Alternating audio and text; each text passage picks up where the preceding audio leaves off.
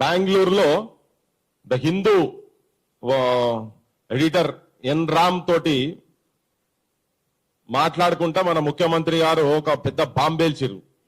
నేను చాలా మందితో గత 3-4 రోజుల నుంచి మాట్లాడుతుంటే అందరి లోపల ఏంటంటే బాంబే ఏంటంటే తెలంగాణలో ఉన్నటువంటి 27,000 బడులను 4,000 బడులకు కుదిస్తున్నాం, అక్కడికి ఆపుతున్నాం. 4,000 బడుల కాడ 4,000 బడులే అంటే మిగతా బడులన్నీ మిగతా 23,000 బడులను బంద్ చేస్తారట. ప్రభుత్వ పాఠశాలలు మొత్తం బంద్ చేస్తా అనేది పల్లెల దాకా కింది దాకా క్షేత్రస్థాయిలో ఇప్పుడు నిన్న మొన్నటి నుంచి గ్రామాలలో ఇప్పుడు అంతా బడులు స్టార్ట్ అవుతాయి కదా. ఆ బడులు స్టార్ట్ అయ్యే టైంలో సర్పంచ్లు కావచ్చు, టీచర్లు కావచ్చు, టీచర్ల సంఘాలు కావచ్చు, అందరు పోయి జనానికి ఒక నమ్మకం కలిగించే రీతిలో వాళ్ళకి చెప్పి ప్రభుత్వ పాఠశాలలకే అడ్మిషన్స్ కావాలి, ప్రభుత్వ పాఠశాలలు మేము మంచిగా నడుపుతాము, నాణ్యమైన విద్య ఇస్తామని చెప్పి పాపం అందరు పొద్దున్న లేస్తే లాస్ట్ 1 month అయినట్టున్నది తిరగబట్టి. వాళ్ళు హాలిడే సెలవులు లేవు, ఏం లేవు. మా వెంకరెడ్డి సార్ని కూడా వేదిక మీదకి రావాల్సిందిగా కోరుతున్నా, ఎంబీ ఫౌండేషన్. సో ఇవన్నీ పల్లెలుగా తిరుక్కుంటా వీళ్ళందరూ ఒక దిక్కు జనాలను గవర్నమెంట్ స్కూళ్లలో తీసుకొచ్చి అడ్మిషన్లు చేపిస్తుంటే వాళ్ళ గుండెల మీదకి వెళ్ళి అనినట్టు పాపం ఈయన స్టేట్మెంట్ ఏమి ఇచ్చిందంటే బళ్ళని ప్రభుత్వ బళ్ళని బంద్ అయితే ఓన్లీ 4,000 బళ్ళు మాత్రమే ఉంటాయి. ఈవెన్ నేను మా శాంతా సిన్హా మేడం కు మాట్లాడితే కూడా తన కూడా అన్నది, I'm shocked, what is this అని చెప్పండి, ఇంత ఘోరం ఏంది ఇది ఎక్కడ కథ అని చెప్పండి. అంటే ఎవరు అంటే ఆ కమిటీలో ఉన్న మెంబర్ల కాడికి వెళ్ళి మొదలు పెడితే మొన్నదాకా విద్యా కమిషన్ వేసిండు కదా ఈ ముఖ్యమంత్రి, ఆ కమిటీ మెంబర్లకు కూడా చాలా మందికి షాక్ అవుతున్నది. అసలు ఏంది, ఎవరిని అడిగినరు, ఏంటిది. నా పిఎల్వి విశ్వేశ్వరరావు సార్ ప్రొఫెసర్ తనతో కూడా నేను మాట్లాడి తన కూడా వస్తా అన్నాడు. బహుశా ఎవరో వాళ్ళ ఇంట్లో ఎవరికో హార్ట్ అటాక్ వచ్చిందని అంటున్నారు. కొద్దిగా లేట్ గా కొంతమంది లేట్ గా అందుతున్నారు. అయితే ఇవన్నీ చూసిన తర్వాత నేను మా ప్రొఫెసర్స్, యూనివర్సిటీ ప్రొఫెసర్లు, ఉపాధ్యాయ సంఘాలు, యూనివర్సిటీ స్టూడెంట్ ఆర్గనైజేషన్లతో ఉన్నటువంటి వాళ్ళు, తర్వాత కొంతమంది ఇప్పుడు విద్యార్థులు ఉన్నటువంటి వాళ్ళందరినీ ఒక కలయికతోటి ఒక్కొక్క సెగ్మెంట్కి వెళ్ళి ఒక నలుగురు తోటి మాట్లాడిపించి సమాజానికి అసలు ఏం జరుగుతున్నదని తెలియపే ప్రయత్నంలో భాగంగానే ఇక మేము కూర్చొని మాట్లాడినప్పుడు ఈ టైటిల్ ఫిక్సప్ చేసినాం, ఇక చదువు కొనాల్సిందేనా అని. ఎందుకంటే ఇప్పుడు ఈ బడులు బంద్ అయితే మరి ఇప్పటికే ప్రైవేటు స్కూళ్ళు, ప్రైవేటు జూనియర్ కాలేజీలు, ప్రైవేటు ఇంజనీరింగ్ కాలేజీలు, యూనివర్సిటీలు కూడా ప్రైవేట్ అయిపోయినాయి మొత్తం. ఈ ప్రైవేట్ లో జనాలకు మొత్తం జేబులు కాలవుతున్నాయి. ఈ ముఖ్యమంత్రి, నేను యాక్చువల్గా కొన్ని వీడియోస్ చూపించేది ఉండే, నేను తర్వాత మాట్లాడదాం అనుకున్నా, 2-3 ముక్కలు అయితే చెప్తా. ముఖ్యమంత్రి ఎన్నికల ప్రచారం అప్పుడు రేవంత్ రెడ్డి గారు చెప్పినటువంటి మాట ఏంటంటే కేసీఆర్ దాదాపు 7,000 పైన బడులు, 39,789 బడులు ఉండేనట్టు అంతకు ముందు. ఇప్పుడు అది 27,000 కాడికి వచ్చింది. అంటే దాదాపు 12,000 బడులు ఇప్పటికే బంద్ అని 2 ప్రభుత్వాలల్లో 12 సంవత్సరాలలో 12,000 బడులు బంద్. ఇప్పుడు రెడీగా ఉన్నాయి 2,245 బడులు రెడీగా ఉన్నాయి ఇప్పుడు బంద్ చేసేందుకు. ఇప్పుడు ఆ బడులు ఎట్లా బంద్ చేయాలంటే ఇప్పుడు ఆయన మనకు భూలోక స్వర్గం చూపిస్తున్నాడు ముఖ్యమంత్రి. మాటలు కోటలు దాటుతాయి, చేతలు గడప దాటాయి అన్నట్టు చెప్పుడు మాత్రం పెద్ద కార్పొరేట్ ఎడ్యుకేషన్. ఇక మాటలబ్బా, మా ఇంటర్నెట్ నిజంగానే మా ఉంది 10వ తరగతి అయిపోయింది, ఆ డిస్టింక్షన్ లో పాస్ అయిండు, ఇంటర్మీడియట్ కూడా అయిపోయింది, యూనివర్సిటీ సర్టిఫికేట్ కూడా తీసుకున్నాడని కలలుగా అన్నట్టు చెప్తాడు ఈయన. ముచ్చట చెప్పమంటే కమిషన్ ఎందుకు వేసేది తెలియదు, దాని పైసలు ఎన్ని ఖర్చు అయినా తెలియదు. అది పెట్టి ఆఖరికి ఏం చేసినది ఒక పంచాయతీకి దారి తీసిండు. పంతుల్లో గింతగనం శాలరీలు అవసరమా అనే కాడికి పోయింది. అది వాళ్ళతో చదువు చెప్పిన ఆయన అంటే చదువు చెప్పించే శాతం అయితే లేదు. మండలాలంటే 630 డిఓలు ఉండాల్సిన కాడ 14 మంది 98% వేకెన్సీస్ ఉన్నాయి. డిఓ డిస్ట్రిక్ట్ ఎంఈఓ మండల ఎడ్యుకేషన్ ఆఫీసర్లు. డిఓల పరిస్థితి అట్లనే ఉన్నది. క్షేత్రస్థాయిలో అసలు ఒక కమ్యూనికేషన్ నెట్వర్కే లేదు, పర్యవేక్షణ లేదు. ఇప్పుడు వీళ్ళట గవర్నమెంట్ స్కూళ్లకు అందరు పంపించాలని చెప్తున్నారు. కరెక్టే, మరి గవర్నమెంట్ స్కూళ్ళలో నేనైతే కొన్ని 100 స్కూళ్లు విజిట్ చేసినాం. నేను మా వెంకటరెడ్డి సాబ్ కూడా కలిసి తిరిగినాం, పాశవంతులు మేము కూడా చాలా తిరిగినాం. ఈ బడులు తిరుగుతుంటే బడులు ఎంత ఘోరంగా అంటే ప్రైవేటు బడులకు మన బడులకు ఈయన రాగానే సున్నాలు వేపిస్తా అన్నాడు, బంద్ చేసిన బడులు కూడా తెరిపిస్తా అన్నాడు. తెరిపించుడు పక్కకు పడేసి ఈయన వచ్చినాక కూడా బడులు బంద్ చేసి ఇప్పటికీ కూడా కనీసం ఉన్న తట్టడు సున్నమో మట్టో పందికొక్కులు తిరిగితే కనీసం ఆ పొక్కులు పెట్టినట్టు దాన్ని కూడా కనీసం అల్కో విల్కో అటువంటిది కాదు, సున్నం కూడా వేయలేదు, బాత్రూములు కట్టిన పాపాన అవ్వలేదు. వేల కొద్ది ఆ డేటాలు వాళ్ళే చెప్తున్నారు, వేల కొద్ది బడులల్లా కనీసం టాయిలెట్లు లేవు. దాదాపు 6,000 బడులల్లో టాయిలెట్లు లేవట. కనీసం ఆ టాయిలెట్ సాఫ్ చేసేలు కూడా నిన్న మొన్న చెప్పారు, మా అమ్మలకి అక్కజల్లకి ఇచ్చిన 400-500 ఆర్టీసీ బస్సులో ఉన్నాయట, మొన్న 550 ఉన్నాయట.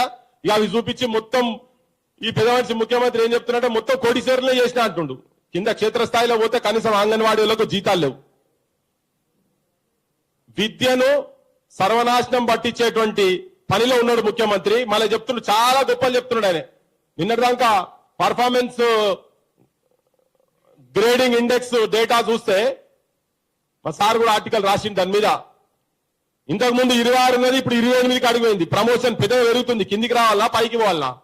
ఇక ఫ్యూచర్ సిటీ అంటాడు, అన్ని ఏమేమో ఇక అన్ని ఆయన మాట్లాడుతుంది. కానీ యూనివర్సిటీలలో ఇప్పుడు ఉస్మాన్ యూనివర్సిటీకి ఇంతకుముందు మొన్న వచ్చింది ఆయన, మొన్న యూనివర్సిటీకి వచ్చిపోయి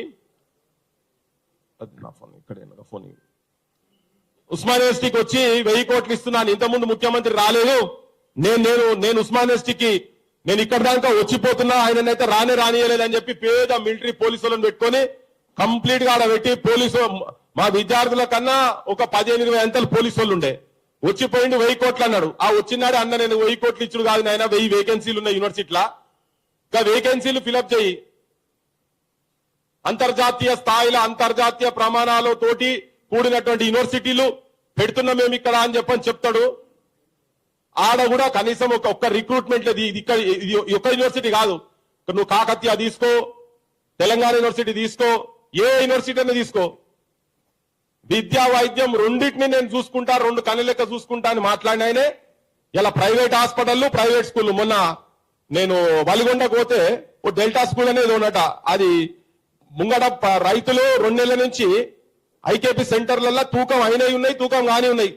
2 నెలలకెళ్ళి ఆడ వర్షాలకు తడుస్తున్నాయి, ఎండకు ఎండుతున్నాయి, వేరే జిల్లాల మంది చచ్చిపోతున్నారు.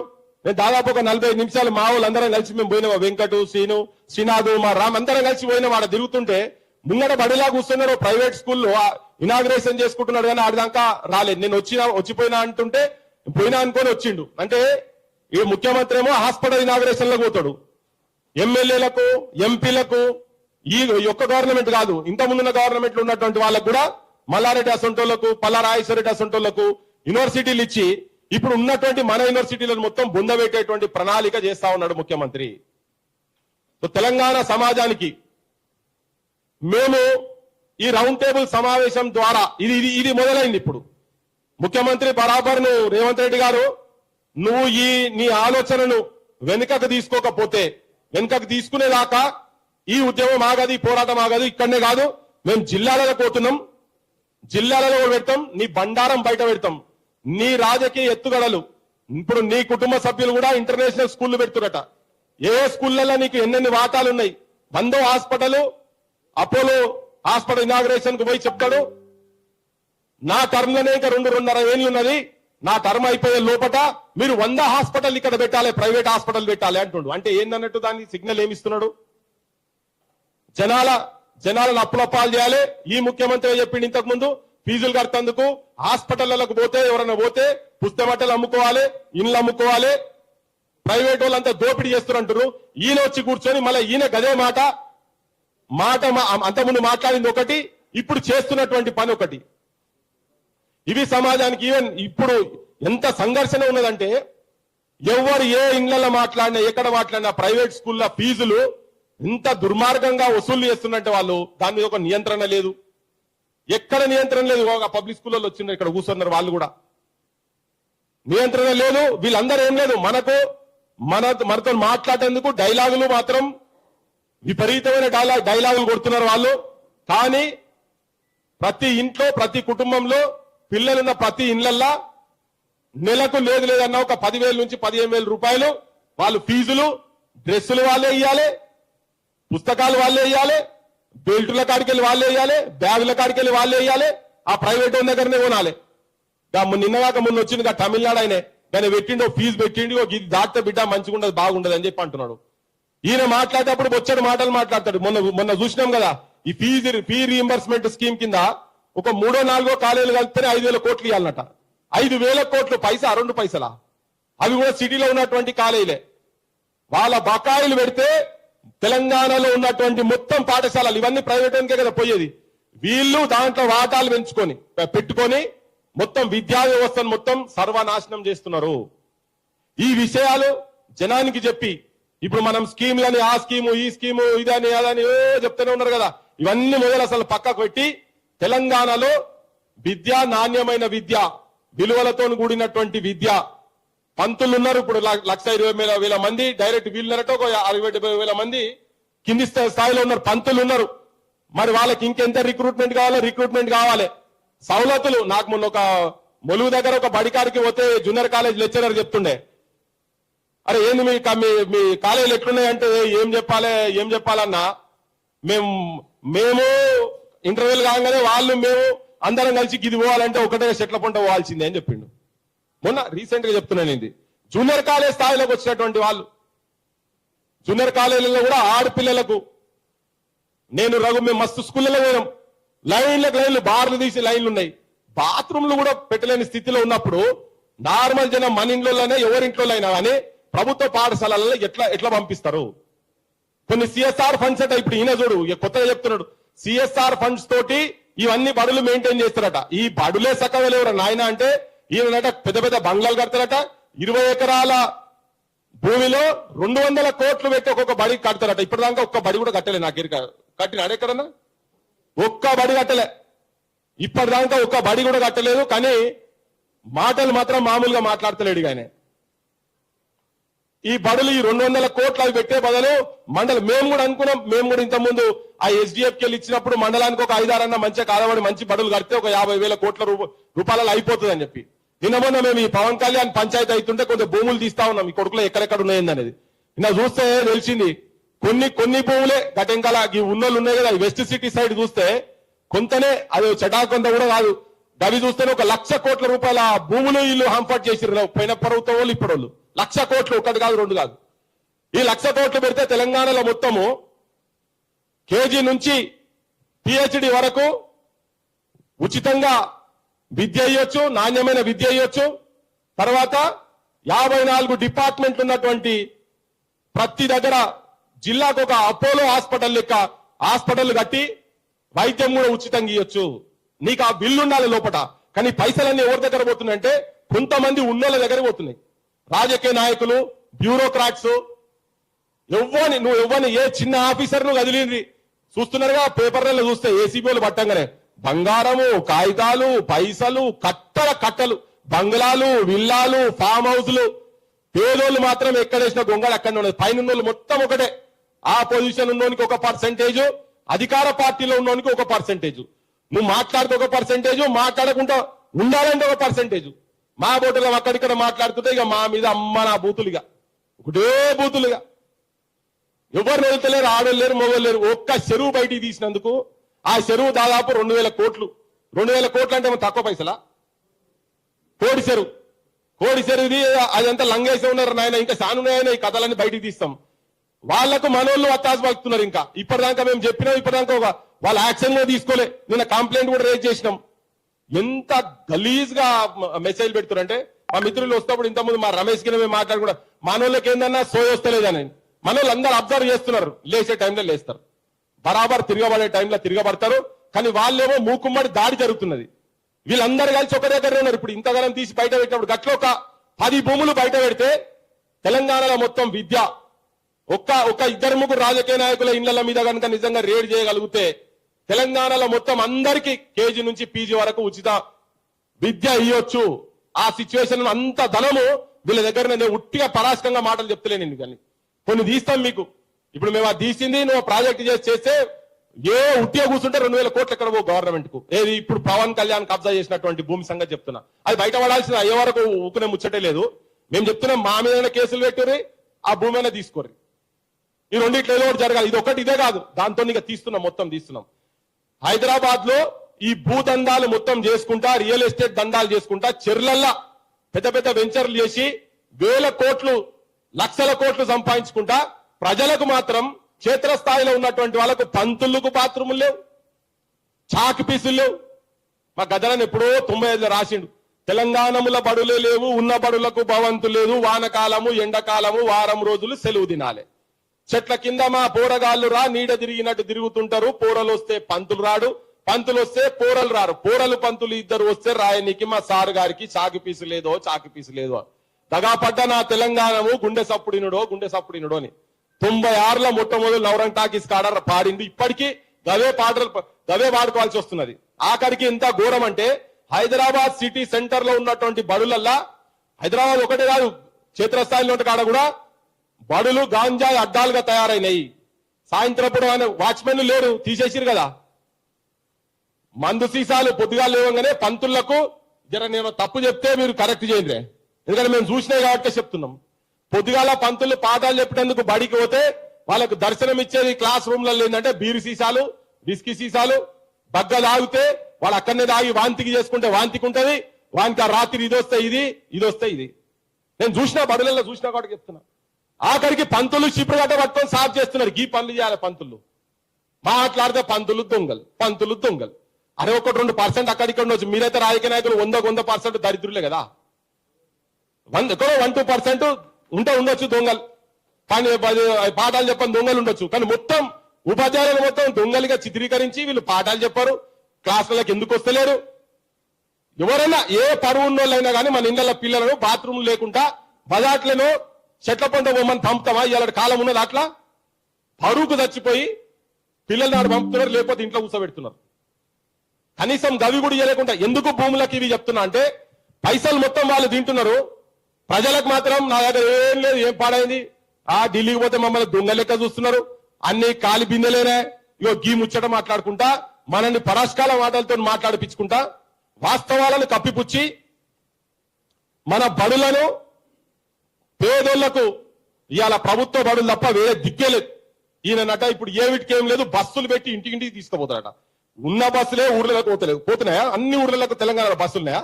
అవి మన ఆగేసి వచ్చిండు గాడికి వెళ్ళి వాళ్ళ ఊర్లే వాళ్ళే ఒక 2-3 యూత్ కలిసి ఆయన కూడా పిలిపించిన, గద్వాలకి వెళ్ళి పిలిపించిన. ఇప్పుడు సర్పంచ్ అయిండు, జర మీరు కూడా రాండ్రి. వాళ్ళ 2-3 యూనివర్సిటీకి వెళ్ళి ఇక్కడ చదివిన వాళ్ళు పోయి వాళ్ళ బడిని కూడా ఎట్లా డెవలప్ చేసి ఎంత ఇబ్బందులు అవుతున్నాయని. అసలు మామూలు మనుషులకే కింద దాకా పోయేటందుకు బస్సులు లేవు. ఇంకా ఈయనట విద్యార్థులకు అందరికీ ఇంటికాడికి పోయి తీసుకుపోతారట. ఏంది ఏం తమాషా ఏంది అంటే ఆర్టిఫిషియల్ ఇంటెలిజెన్స్ లా కంప్యూటర్ లో చూపించుకుంటే ఇట్లా చూపిస్తాడే మొత్తం. అదే వెనకట చూపించింది కదా, మన హైదరాబాద్ ను చూపించుకుంటా మూసి సుందరీకరణ చేస్తా అని పెద్ద పెద్ద స్టీమర్ల బొమ్మలు పెట్టిండు అలా. అసలు స్టీమర్లు పోతాయా? యాడికెళ్ళి పోతే స్టీమర్లు?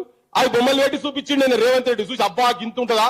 మా ఊళ్ళంతా ఊర్లలో ఉండే అందరూ అబ్బా అలా పడి మనం బోల కావచ్చుగా, పెళ్లి కాగానే మన హనీమూన్ అల్లనే చేసుకున్నామని ఓడి ఇట్లా ఒక అంత అద్భుతంగా చూపించుడు. యాడికో మనం అమెరికా పోలేం కానీ మాట్లాడితే అమెరికాలో మాట్లాడు. పక్క రాష్ట్రంతోనే పోటీ పడలేవు నువ్వు అమెరికాల గురించి. నేను ఇస్తాన్బుల్ చేస్తా ఆయన అని పోయింది, ఇప్పుడు ఈయన అంటున్నాడు కొత్తగా. గడికోసారి నేను 500 మందిని మొన్న ఎక్కడ పంపించినట, బయట దేశాల్లో పంపించి అక్కడ బడులు ఎట్లున్నాయో మొత్తం చూసి అధ్యయనం అట. ఉన్న బడులను కథం పట్టిస్తున్నావు, నువ్వు బడుల కాడికి ఎందుకు పంపిస్తున్నావు? ఈ విహారయాత్రలేంది? ఆ పోయిన వాళ్ళు మా వాళ్ళు అధ్యాపకులు ఉంటే పాపం ఏదో చూసి వచ్చినట్టు ట్రిప్పులు కొట్టించినట్టే లెక్క ఉన్నది. కానీ ఈ వాస్తవాలన్నీ జనానికి ఉన్నది ఉన్నట్టుగా ప్రజలకు చెప్పి ఈ ప్రభుత్వం మీద, ఈ ముఖ్యమంత్రి మీద, ఈ ఎమ్మెల్యేల మీద జనము క్వశ్చన్ చేయాలి, తిరగబడాలి. అన్ని ఇష్యూస్లలో ఎక్కడేసిన గొంగడు అక్కడనే ఉన్నది. కానీ అన్నిటికన్నా ప్రమాదమైంది ఏంటంటే ఈ దేశ భవిష్యత్తు తరగతి గదులనే నిర్మాణం అవుతుందని చెప్పి పెద్ద మనుషులు చెప్పిపోయారు. ఇవాళ ఆ తరగతి గదులనే కథం పట్టించే ప్రయత్నం జరుగుతున్నది. ఆ మాత్రం అరాకొర అక్కడెక్కడో చదువుకునేటువంటి స్టేజ్ వచ్చిన కాడ ఇప్పుడు ఆయనతో కూడా 28% అంటే ఇప్పుడు ఖాళీ ఉన్నటువంటి దానివల్ల 28% ప్రభుత్వ పనులు ఉన్నారు. మిగతా మొత్తం ప్రైవేట్లకే పోతున్నట. 76-74% ప్రైవేట్. అంటే ఎంత మంది మీద భారం పడుతున్నది. కేవలం వీళ్ళు ప్రైవేట్ వాళ్ళ దగ్గర కుమ్మక్కై పర్సంటేజీలు తీసుకొని, ప్రైవేట్ ఇన్స్టిట్యూషన్ దగ్గర పర్సంటేజీలు తీసుకొని వాళ్ళే ప్రైవేట్ ఇన్స్టిట్యూషన్లు పెట్టి, అపోలో హాస్పిటల్ బరాబర్ అయిన వాటా ఉన్నది, మెడికేర్ కూడా వాటా ఉన్నది, ఆయనకు 100% వాటా ఉన్నది, ముఖ్యమంత్రికి. ప్రతి ఎమ్మెల్యేలకు వాటాలు ఉన్నాయి. ఈ వాటాల సంగతి ఏంటిది? జనం ఎందుకు ఇప్పుడు కాక్రోచ్ అని మొన్న ఒక చిన్న ఏదో పెట్టంగానే మొత్తం దేశమంతా కదిలింది కదా. ఇవో ఈ అన్రెస్ట్ దీంతోనే ఎక్కడో దగ్గర తిరగబడాలి. కానీ ఎవరికి చెప్పుకోవాలి? ఈ తిరగబడితే ఆపోజిషన్ వాళ్ళు కూడా వాళ్ళతో కలిసే ఉన్నారు. ఇప్పుడు మాట్లాడిన ఈ వేదిక మీదకి వాళ్ళు ఇండిపెండెంట్ ఆర్గనైజేషన్ వాళ్ళు వచ్చారు, కొద్దిగా అటో ఇటో ఉన్న వాళ్ళు వాస్తవాలు మాట్లాడే వాళ్ళు వచ్చారు. పార్టీలను పిలిచినాం అనుకో, అవు మరి పోయినసారి నువ్వేం చేసినావు అనాల్సి వస్తుంది, నువ్వు దేశంలో నువ్వేం చేస్తావు అని ఆయన అనాల్సి వస్తుంది.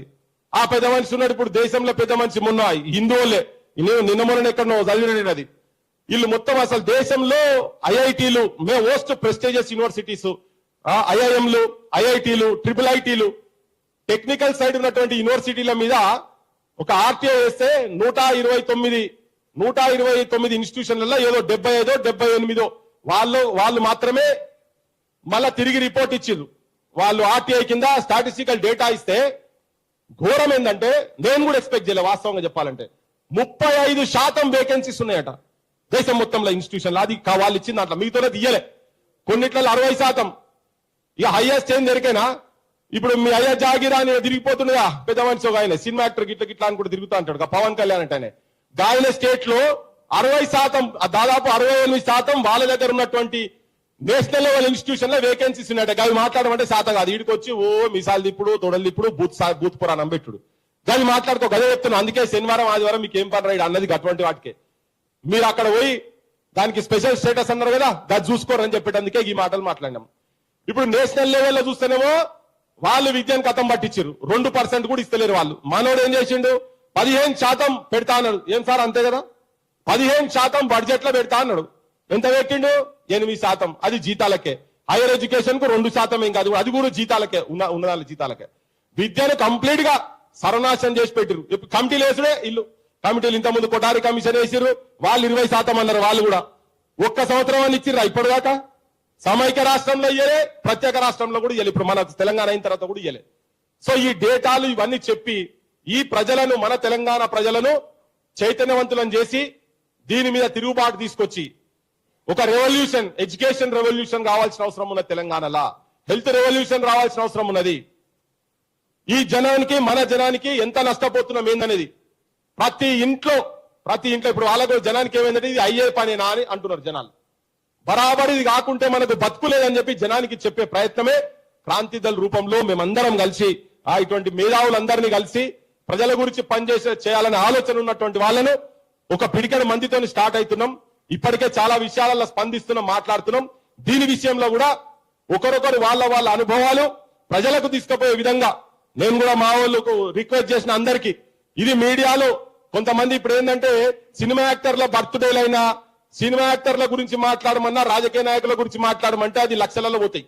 మన బతుకుల గురించి మాట్లాడమంటే అన్న వ్యూవర్షిప్ ఉండదు అంటారు. వ్యూవర్షిప్ లేట్ అయినా పర్వాలేదు, కింది దాకా మాత్రం తీసుకుపోవాలి, డేటా చెప్పాలి. లేట్ అయినా పర్వాలేదు, ఇదెందుకన్నా ఎవరి ముందు మీద ఏదైనా స్టేట్మెంట్ ఇయ్యరా, అది పేలుతుంది అని చెప్పని ఈ పేలుడు గిలుడు. కానీ ఒక మంచి పరిణామం తెలంగాణలో ఏం జరుగుతుందంటే కార్పొరేట్ల చేతులు ఉన్నటువంటి మీడియా సంస్థలు పోటీగా డిజిటల్ మీడియా ఏంటంటే ఒక వజ్రాల చేతులలో డిజిటల్ మీడియా రూపంలో బయటికి వస్తున్నది. అది రఘు కావచ్చు, సీను కావచ్చు, మా దీపక సుంటలు కావచ్చు, నరేష్లు కావచ్చు, ఇట్లా చాలా మంది. నేను చాలా గర్వంగా చెప్పుకోదలుచుకున్నా. ఇవి రావు. ఇప్పుడు ఒక్కడన్నా పెద్ద ఛానల్ ఉన్నది ఇక్కడ, ఎంత పెద్ద సమస్య ఉందా? ఏ ఛానల్ పెద్దది? TV9 ఉందా? ABN ఉందా? ABN అనే బూతులు మాట్లాడితే పాపం వేస్తున్నాడు ఆయన. కానీ ఇంకెవరు ఉన్నారా? TV5 ఉన్నదా? NTV ఉన్నదా? నేను వాళ్ళ యాజమాన్యాలు, ఎందుకంటే వీళ్ళకి అందరికి అడ్వర్టైజ్మెంట్లు వస్తాయి. వీళ్ళకి రావని కాదు, వీళ్ళ దగ్గరకు అడ్వర్టైజ్మెంట్ల గురించి వస్తలేరని కాదు, కానీ వీళ్ళు తీసుకుంటలేరు. క్షేత్ర స్థాయిలో వీళ్ళకి కూడా వస్తాయి. ఇక అవుతాయి, ఇవే పెద్ద ఛానల్ అవుతాయి. మొన్న నా ముంగట్నే మా రావుకో 4 ఫోన్లు వచ్చినాయి. అన్న రియల్ ఎస్టేట్ కంపెనీ ఉన్నదే, అడ్వర్టైజ్మెంట్ బాగా పైసలు ఇస్తే వేస్తావా అని. అరే నా పాలసీ నేను దానికి వ్యతిరేకంగా ఉన్నా, నేను ఎట్లా అడ్వర్టైజ్మెంట్ వేస్తా అని చెప్పని అన్నాడు. నేను వేయాలన్నాడు పాలసీ. మేము TNN అప్పుడు అట్లనే చేసినాం. కానీ మాకేమో మాకు ఓవర్ మీద పడే 100 మందికి జీతాలే, ఒకటారు ఉందా కొట్లాడి అప్పుల పాలయ్యి ఆఖరికి అది ఓ స్టేజ్ లో పక్క పెట్టినా కానీ ఇయ్యాలంత పైసలు అవసరం లేదు. కానీ అయినా కానీ వాళ్ళు ఆడ తింటురో ఏం చేస్తారో తెలియదు. కానీ ప్రజల మాటలు మాత్రం జనానికి మాత్రం తీసుకోబోతున్నారు ఇలా మీడియాలు కూడా. ఎందుకంటే ఇప్పుడు అడ్వర్టైజ్మెంట్లు, కాలేజీలో అడ్వర్టైజ్మెంట్ ఏముంటది, తలా 2 లక్షలు ఇస్తా అంటే సప్పే ఊకోవాలి. వీళ్ళు 2 లక్షలు ఇచ్చారు కాదు నాయన, మీరు 20 లక్షలు ఇచ్చినా మేము వేయం. ఈ మీడియా ఉన్నది, ఇలా జనానికి తీసుకుపోయే మీడియా ఉన్నది. ఇన్ని రోజులు లెక్క ఇప్పుడు లేదు.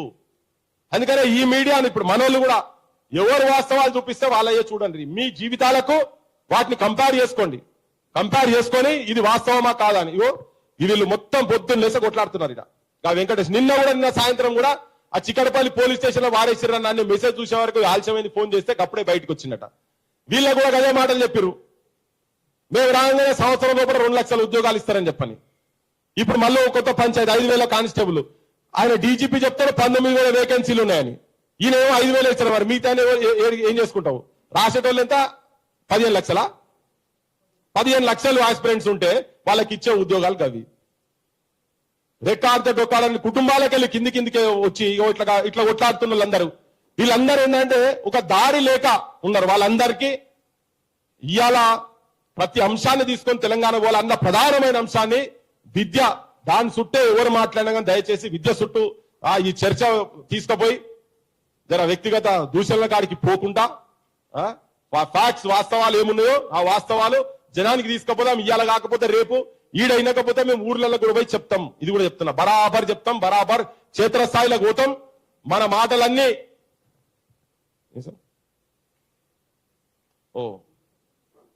శాంతా సిన్హా గారు పంపించినటువంటిది నేను చదువుతాను. నేను మళ్ళా నెక్స్ట్ టైం ఒక్కసారి చూసుకుంటాను.